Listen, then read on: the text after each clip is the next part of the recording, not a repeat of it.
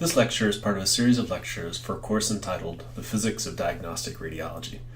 The third lecture, Gradient Echoes in K-Space, is broken down into 4 parts, and Lecture 3, Part 3, covers multi-echo imaging. At the end of this module, you should reach the following learning objectives: to recall the relationship between K-space and image space, to understand how to calculate scan times, to describe how multi-echo imaging accelerates MRI scanning, to list 2 advantages and disadvantages of fast SpinEcho imaging, and to list 2 advantages and disadvantages of SpinEcho EPI. So we begin by discussing multi-echo imaging. I like to emphasize at times that MRI is in some sense slow. MRI data acquisition occurs in what we call K-space, and K-space is related to the images that we actually are interested in through the Fourier transform. And so every echo that we acquire, whether it's a spin echo or a gradient echo, typically fills a line of K-space. And so here we can see the consequences of having fewer lines of K-space, or in this case now an increasing number of lines of K-space, and the corresponding image shown on the right-hand side. You can see that as the number of lines of K-space decreases, the resolution is also dramatically decreasing. And as we add lines of K-space, we can increase the spatial resolution of the underlying images. So necessarily, or rather in general, we'd like to have many lines of K-space so that we have a highly resolved series of images. But of course, acquiring more and more lines of K-space takes time. And in fact, there's a one-to-one or a linear mapping from K-space to image space, so that if we need twice as many echoes, that is twice as many lines of K-space, that's necessarily going to take us twice as long to acquire. So it's also important to understand the connection between the gradient waveforms that we apply in MR imaging, in this case a gradient echo sequence is shown, and understanding where we are in K-space as a function of the gradients that are applied. And so here we again highlight an RF pulse that in combination with a slice select gradient will give rise to the formation of an echo. But you'll recall in the gradient echo lecture that to form an echo, you actually need to use this bipolar gradient that's partly negative and then later positive. And the reason for that is the gradient-induced dephasing that accords with this part of the gradient waveform can be undone through a positive gradient that will lead to the rephasing of the spins, the formation of an echo, and then continued dephasing, and the echo itself will decay as a function of time. Now there's a bunch of other of gradients that are applied here to give us a useful gradient echo pulse sequence. There's a slice select refocusing gradient here. This actually undoes some of the spin dephasing due to the second half of the slice select refocusing gradient. And then we also have what we call a phase encoding gradient. As this course has proceeded, we haven't gotten into the details of imaging and image formation, nor discussed how the echo itself can be made to store spatial information. We've really focused on contrast so far. So for now, we just understand that we can excite a single slice through the combination of an RF pulse and a gradient.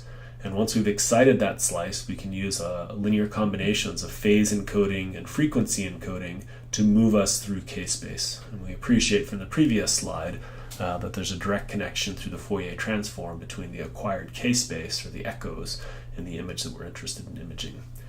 So we now know that there is one phase encoded echo is acquired per TR, per repetition time.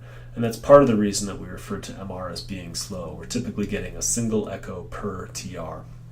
If we look at the combined gradients here after slice selection, the gradients that are really doing the spatial localization, spatial information encoding, we see that there's 2 negative gradients. And these 2 negative gradients in combination will move us from the center of K-space out, in this case, to a corner of K-space, these 2 gradients being equal in area. And then the positive frequency, what we call frequency encoding gradient, then moves us linearly across K-space, and then we're able to form an echo at that location in K-space. We can look at other gradient waveforms and see how gradients move the acquisition through K-space. And so the frequency encoding gradient in this case always looks the same, a negative gradient followed by a plateau constant gradient that forms the echo itself, if you will. But the phase encoding gradients here correspond to acquiring different lines of k-space. So the green phase encoding gradient here is half the area of this purple gradient, and so we don't go down as far into k-space, but then the readout gradient still brings us straight across the middle of k-space to acquire a single line. And so through combinations of various phase encoding steps or phase encoding gradients, we can get each of these different lines of k-space, but this is of course done 1 per TR. So each dashed gradient here is turned on for 1 TR, and then a different dashed gradient for a second, third, fourth, fifth TR, etc. So how do we calculate the scan time? Well, it's relatively simple. The total scan time required to obtain the image depends on the TR, how quickly you're repeating the acquisition to obtain a second, third, fourth, fifth echo. It depends on the number of phase encode steps in the y direction or the ky direction, and it depends on the number of phase encode steps in the z direction or the kz direction. Now for two-dimensional imaging, this is always 1. We're not encoding in the z direction, but it's possible with MR to do true three-dimensional encoding, in which case we might be encoding, dozens or 100 slices or more. And lastly, it's possible that you might repeat the acquisition and take advantage of what's called averaging to reduce noise artifacts in images. And so we can repeat the entire acquisition 2 times with 2 averages, and that will necessarily double our scan time. So in a simple example, say a SpinEcho sequence, or even a gradient echo sequence, but if the TR is 1,000 milliseconds, and you want to obtain 256 ky lines, which will map to 256 rows in the subsequent image, and there's no z encoding and there's no averaging, then this image would take about 4 minutes to obtain. And so that's 4 minutes per slice. And typically we're interested in getting several dozen slices if it's a thoracic scan or a head scan or anything really. In addition to wanting dozens of slices, we probably want different image contrast, T1 weighting and T2 weighting. So this can quickly add up to very long procedure times of an hour or 2 hours, something like this. Here we're assuming that we acquire just 1 echo per TR, and the rest of this lecture will discuss ways that we can accelerate that through so-called multi-echo imaging. So as a consequence, in the simplest to describe cases at least of MR scanning, we see that it can be relatively slow, of several minutes per slice. So what are the choices? Well, here's a typical SpinEcho sequence again. It begins with the classic 90-degree excitation pulse and a 180-degree refocusing pulse that gives rise to the formation of an echo at the echo time that we see here during the sort of plateau of the readout gradient. Now, according to expressions we've seen earlier, we choose our TR to control image contrast, to help us control T1 weighting, T2 weighting, proton density weighting. And we control our echo time also to control the amount of T2 contrast, TR more tightly related to T1 contrast. And so we may choose a TE and a TR to give us the specific image contrast that we want, but we may be acquiring the echo rather early in the TR and then have a bunch of dead time here, a bunch of time during which we're just waiting for magnetization recovery before, say, exciting again and then reforming an echo with another refocusing pulse. So we can really think of this as being something like wasted time. If we're not actively scanning, if we're not actively acquiring data, one can imagine that that's not the most efficient use of the exam. So what are our choices? Well, one choice is the so-called fast SpinEcho pulse sequence. And this simply plays a repeated 180-degree pulse. So we play the 180 pulse to generate an echo. We play a second 180 pulse a little bit later, and we can actually form another echo. And we can continue to refocus the magnetization and get subsequent echoes, a third, a fourth, a fifth, and so on. And this has the effect of increasing the data acquisition rate, such that in this case we're acquiring 3 echoes for a single excitation. And so we refer to that as the echo train length. So the echo train length here is 3. And we are accelerating then our scan time by a factor of 3, because we're getting 3 echoes per TR. And so we can see that our total scan time will drop, has the potential to drop substantially, because in fact we can acquire dozens of echoes in a row if we want.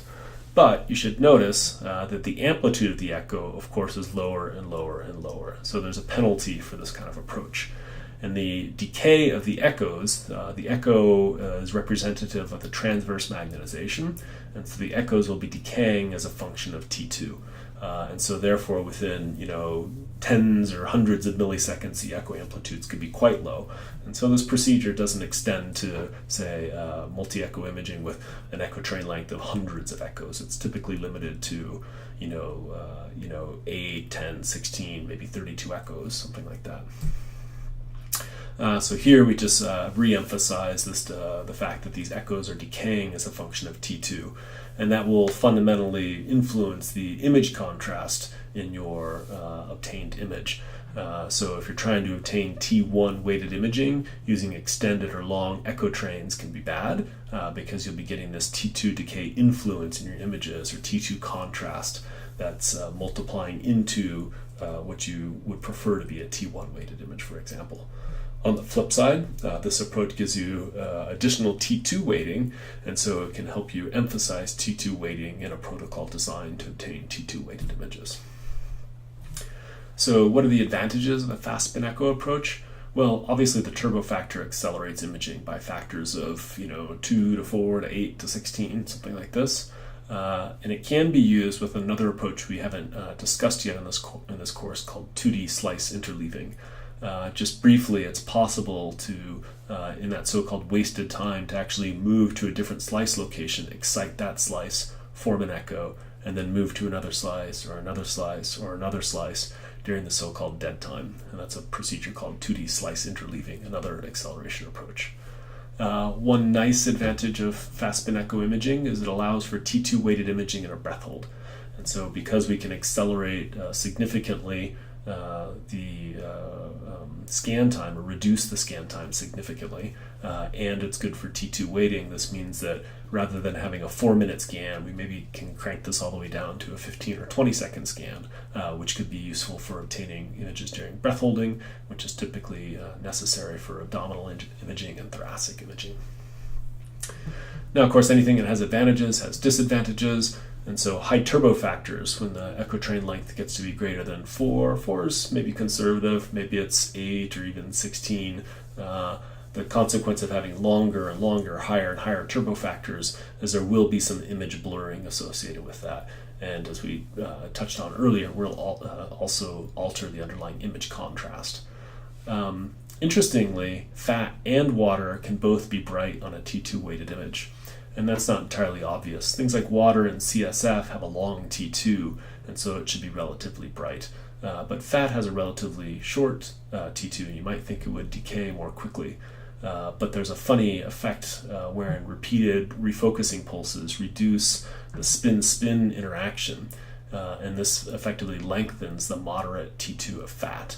And so while we might expect that long echo trains would reduce the total fat signal, it can in fact be extended somewhat to be bright like other long T2 tissues. And this is specifically associated with the chemical milieu of fat, and not true of other short T2 species necessarily. And then another disadvantage here is that the SAR can be high. You have to imagine that you're playing an excitation pulse and a refocusing pulse, but in fact you might be playing dozens of refocusing pulses. Those are high amplitude, high flip angle pulses that require a fair bit of RF energy, and you're using more energy per unit time, and so that's associated with a higher SAR, or specific absorption rate, increased watts per kilogram being deposited in the patient. So you could easily hit SAR limits with these kinds of sequences that limit the maximum echo train length as well. Here's some comparison images, so we can see that these two images sort of qualitatively we would agree look quite similar. The left-hand side is a fast SpinEcho sequence, the right-hand side is a SpinEcho sequence. The SpinEcho sequence has a long TR, about 2.5 seconds. Of course, no echo train, no averaging. And if we wanted to acquire 24 images with a resolution, which I don't have noted here, but with just sort of nominal resolution, it could take you 20 minutes to obtain those images. And so that's a pretty long time just to get a single contrast, just these T2 weighted images.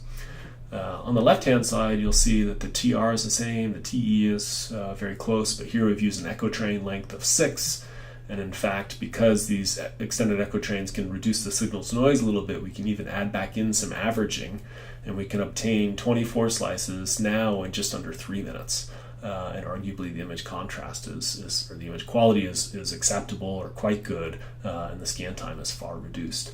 And you will notice, if you look carefully, that the subcutaneous fat here is quite bright on the fast SpinEcho image. This I alluded to in the previous slide, whereas the subcutaneous fat in the SpinEcho image is actually noticeably darker.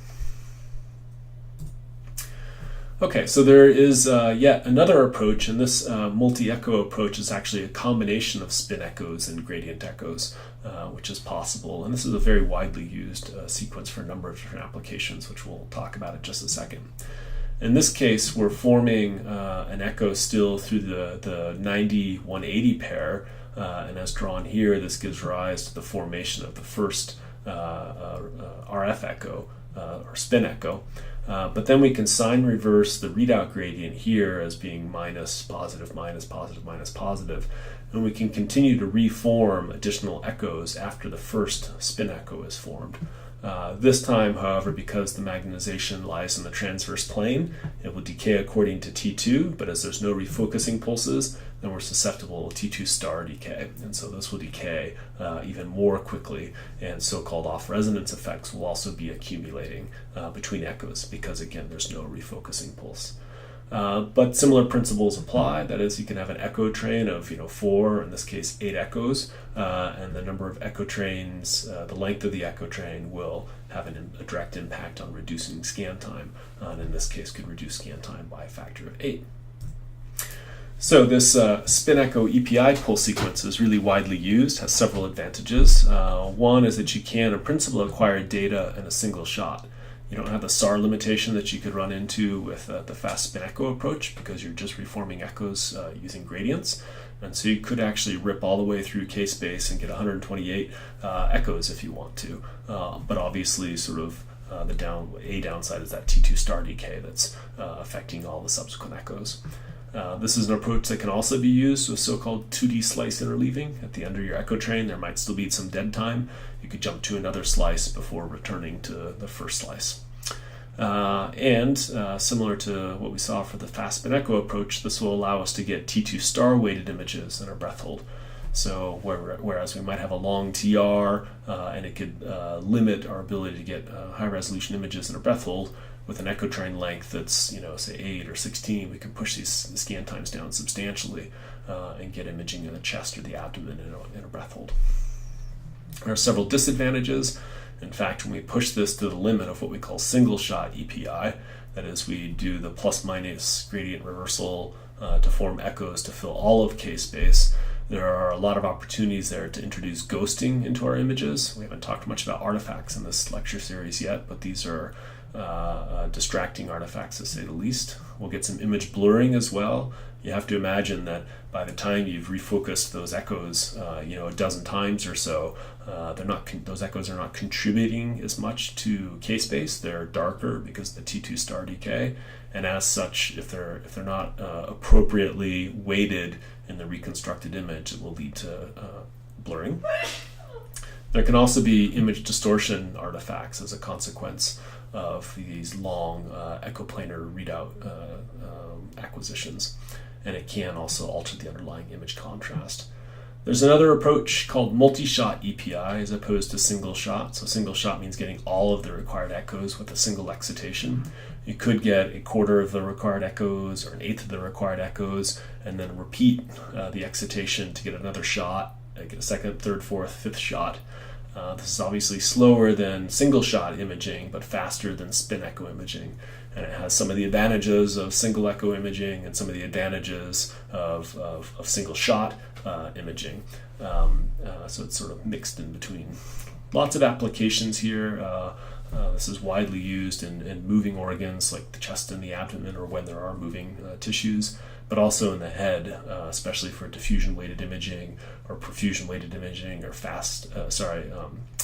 functional MRI, where the data acquisition rates need to be quite high to evaluate either dynamic processes or acquire a huge amount of data, which would be associated with the diffusion-weighted imaging approaches. So here's just a nice comparison of what the SpinEcho EPI sequences can look like. On the left-hand side here, we see a single shot image. And you'll notice there's some unusual distortions here in the prefrontal cortex of the head. This is an axial through the head, and the image geometry here looks a little bit unusual, especially if you compare it to the 32-shot case on the far right-hand side.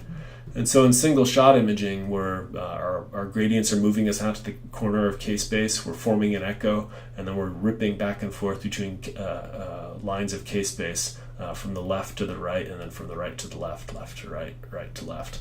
And we get this long series of echoes all the way through all of K-space. Now, this image quality here is fair, but the acquisition is going to be the fastest possible. It's all lines of K-space in a single excitation. If we go to the far right-hand side, we can see the effects of increasing the number of shots, that is, acquiring fewer lines per excitation, in this case 4 lines per excitation. And the consequence is that the overall image quality is a fair amount better, but the total scan time is also longer. And so again, you have to, in designing experiments or clinical protocols, you have to consider these trade-offs of fastest possible image or most artifact-free imaging.